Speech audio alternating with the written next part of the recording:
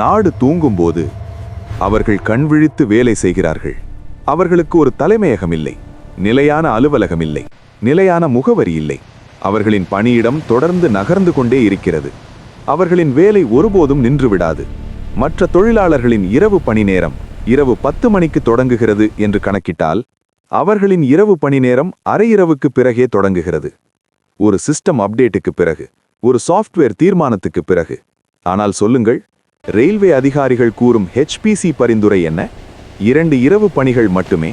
அப்படி இருந்தால் மட்டும் அது இரவு 12 மணி முதல் காலை 6 மணி வரை என்று கூறப்பட்டதை ரயில்வே நிர்வாகம் மாற்றி எழுத CMS சாஃப்ட்வேர் நாடகம் நடத்துகிறது. இரவு வேலை முடிந்த பிறகு அடுத்த நாள் இரவில் தூங்கினால்தான் அந்த சோர்வு நீங்கும் என்கிறது அறிவியல் ஆய்வு. ரயில்வேயின் கொடூரமான சாஃப்ட்வேர்களில் சிக்கிக் கொண்டிருக்கும் தொழில்நுட்ப சிக்கலில் பொதுமக்களின் பயணம் அபாயத்திற்கு தள்ளப்படும் நிலை வராதிருக்கட்டும்.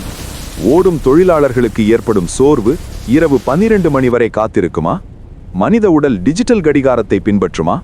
அவர்களின் உயிரியல் இரவின் 2 மணி நேரம் சிஸ்டத்தில் அழிக்கப்பட்டது. ஆனால் அது மூளையிலிருந்து அழியாது, நரம்புகளிலிருந்து அழியாது, பாதுகாப்பிலிருந்து அழியாது. அவர்கள் ஆயிரக்கணக்கான உயிர்களை சுமந்து செல்கிறார்கள். அவர்கள் உணவு, எரிபொருள், படையினர், பயணிகள் ஆகியவற்றை ஒரு இடத்திலிருந்து மற்றொரு இடத்திற்கு கொண்டு செல்கிறார்கள்.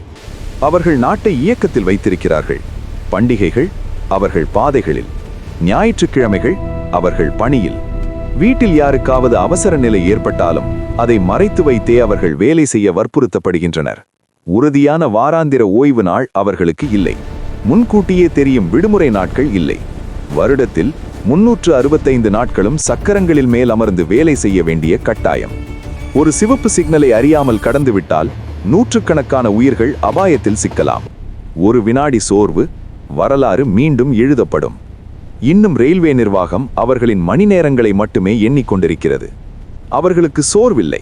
ஷிஃப்ட்டுகளை எண்ணுகிறார்கள். உயிரியல் கடிகாரம் இல்லை. டேட்டாவை எண்ணுகிறார்கள். மனித வரம்புகள் இல்லை. லோக்கோ பைலட்டுகள் தேசிய போக்குவரத்தின் முன்னணியில் உள்ளவர்கள். ஆனால் அந்த முன்னணியை யார் பாதுகாக்கிறார்கள்? இரவு பணியை அங்கீகரியுங்கள். சோர்வை அங்கீகரியுங்கள். லோக்கோ பைலட்டுகளை அங்கீகரியுங்கள். ஏனெனில் ரயில்கள் இரும்பு பாதைகளில் ஓடுகின்றன. ஆனால் பாதுகாப்பு என்பது ஓடும் தொழிலாளி எனும் மனிதனின் கண்விழிப்பில் காப்பாற்றப்படுகிறது. தொடரும் இரவு பணிக்கு ஓய்வு மிக மிக அவசியம். லோக்கோ பைலட்டுகள் இயந்திரங்கள் அல்ல. மனிதனின் வேலை வரம்புகளை அங்கீகரியுங்கள்.